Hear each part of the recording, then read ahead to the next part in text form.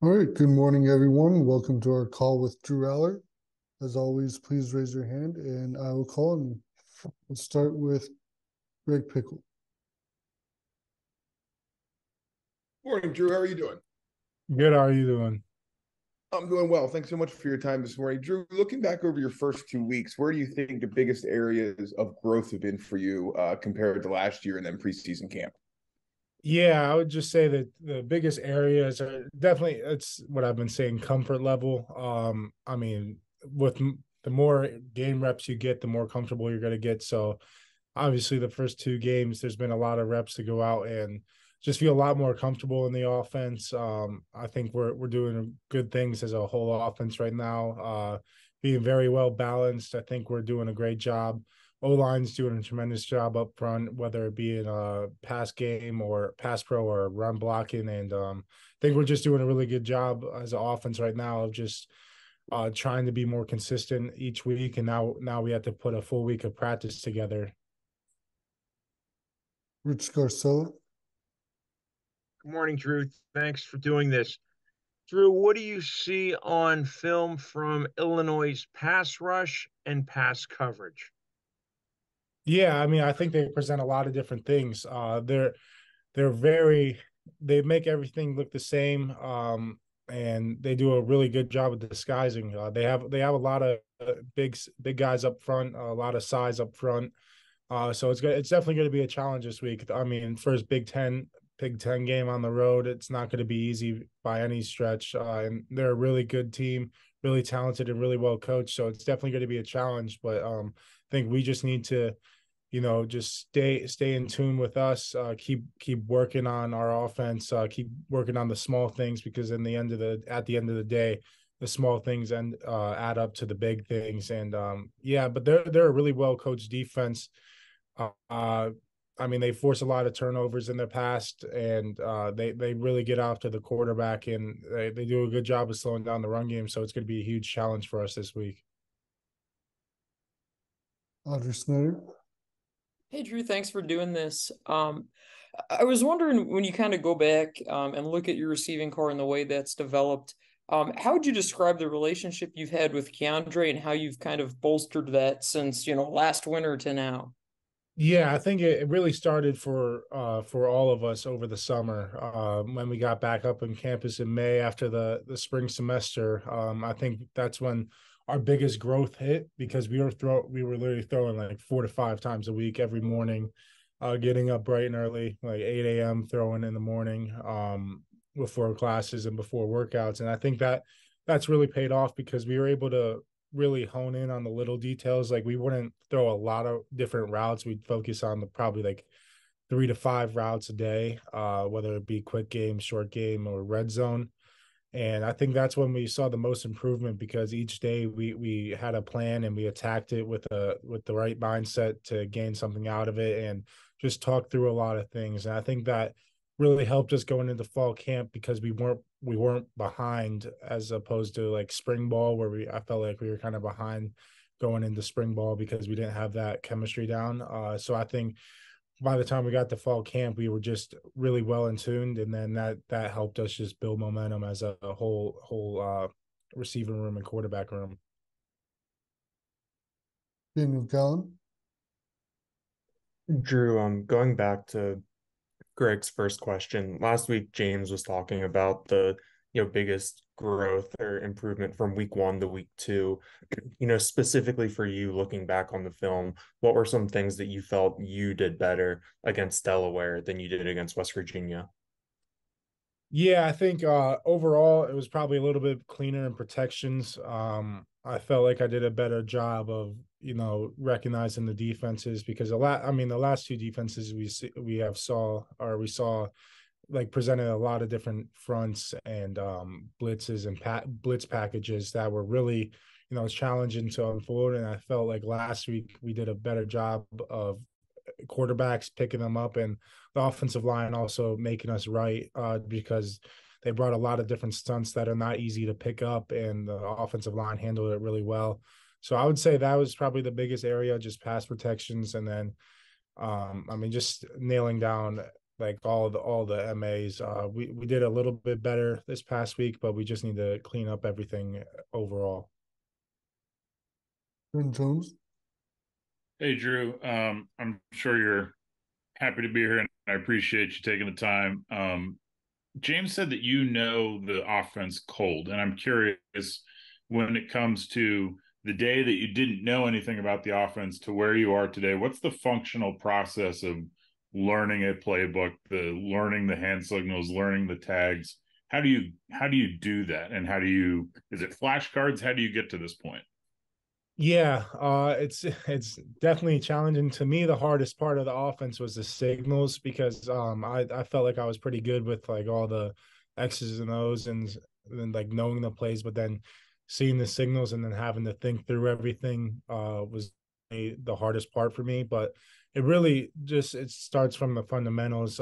In the pass game, it always starts with protection and knowing what makes you hot and who you're hot off of and what's your hot answer in the protections. So I think it really all starts up front with the protections, and then you can really dive into like just learning the progressions and then really understanding the why behind the what, and why you run certain concepts against certain defenses, why some concepts are better against certain defenses opposed to other defenses. So I think as a whole quarterback room, we have a really firm grasp of everything in both the run and pass game. And I think it's really paying off for us right now. Johnny McGonigal. Yeah, Drew, building off of Daniel's question a bit with the film room, what you guys were able to accomplish on Sunday, Monday, taking a look at that. What's an area that you feel like you guys maybe you personally or as an offense still need to iron out and still need to get better at? You've mentioned the MAs, the missed assignments, maybe it's that, but what's something coming out of those film sessions that you're like, all right, we got to get a little bit better in this area? Yeah, I just keep saying the MAs and missed assignments just because obviously you don't want to have any, and that's our goal to not have any MAs. But it's really just comes down to the fundamentals and knowing your assignments. And like Coach Franklin and Coach Yursich always talk about preparing as if you're the starter and asking the questions throughout the week. So when you get into the game, you're playing off your reaction and anticipation and not really guessing and second guessing yourself on if you're doing something right or doing something wrong. So I think it just comes down to like asking all the questions you can and not being 80% sure on something. Always like don't be afraid to ask the questions because the coaches are here to help us at the end of the day, and they're not going to be mad at you for asking questions. So I think it just comes down to communication and being able to go on the field and execute the game plan the coaches put together for us.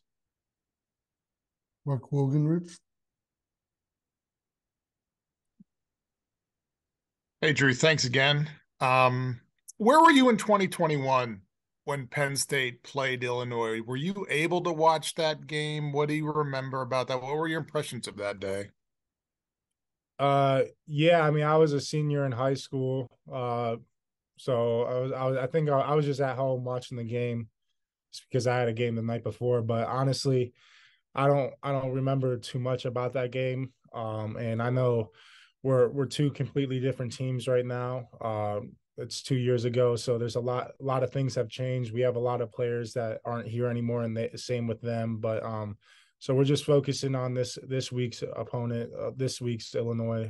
So we're not going to dive too much into that and just keep focusing on what Illinois has put on tape these past 2 weeks, really. John Petitioner. Hey, Drew, a little bit of a different question. I noticed on your Twitter profile, your pinned post is still the season opener from last year at Purdue. Beyond that being your first game, is there something about that game, that day, that kind of has inspired you to keep that as your pinned post? No, I mean, I didn't even know that was my pin post, to be honest. No, but I mean, I think it just reassure like the message is what we want to have the consistent message each week, and Coach Franklin always talks about being consistent throughout the program, and we always just want to have that 1-0 mindset, whether it be the 1-0 in the game, or just going 1-0 on a rep throughout practice or in the game. Just having that 6-second mentality, and having a short-term memory, forget the mistakes, forget the things you did good, just focus on the play that's happening in the present.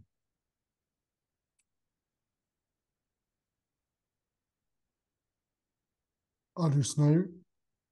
Hey Drew, in the locker room video after week one, James kind of called you up to address the team, and it looked like you didn't really want to do that. You were kind of like shy and quiet about that. How do you feel like you're stepping into that role of being the guy, and what's it like kind of navigating campus these days when a lot of people know who you are? Yeah, I mean, yeah, I do my more of my talking like on the field, opposed to off the field, always communicating with teammates. And yeah, I guess that's just kind of how I am. I don't like being the center of attention that much, to be honest. It's not my comfort zone by any means.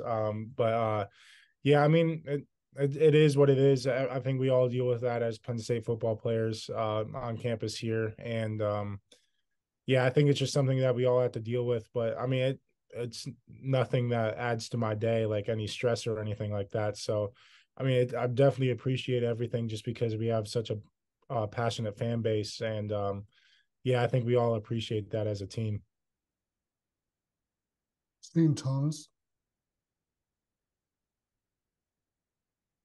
Yeah, Drew. So with the offense, it seemed like you guys have had, a good flow so far, relative ease moving the ball down the field. Obviously, it hasn't been perfect, but how much encouragement do you get from how you guys have been able to execute so far through 2 games?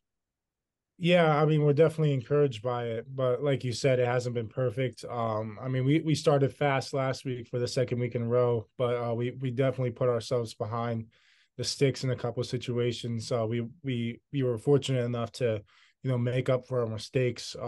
But we can't be in third and longs on the first drive, and penalties and stuff like that. So I think we just need to have a cleaner operation from that standpoint. But definitely encouraged. Nothing that we can't fix. It's only things we can improve on. And I think if we have that mindset that everything is able to be improved, that we'll be more and more consistent each week. On for two more. Daniel Gallen. Drew, we saw you get, I think, 3 series with Nick Dawkins as your center. What is it like having him as your center? How is he different than Hunter? And just, he missed so much time last year. So what has it been like to get him, into the field, getting all of these reps? Yeah, I mean it's really good for Doc. There's no drop off between Hunter and Doc, and I think that comes from the type of people they are, the type of workers they are. They're both extremely hard workers. And being the center, not a lot of people know how much they have to know throughout the offense, and those guys are always in the film room and always in treatment, just because of their bodies, keeping up with their bodies.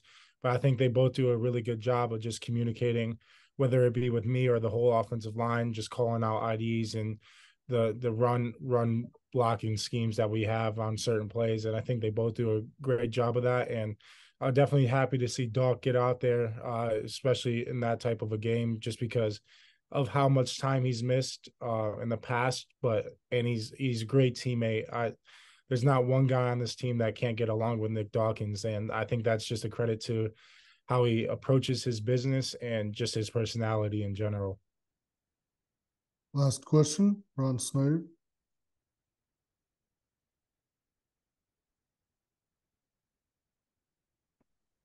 Hey, Drew, just going back to the Purdue, how much do you think just having that experience of playing in the Big Ten on the road can really help you conceptualize what you need to do to be successful this week?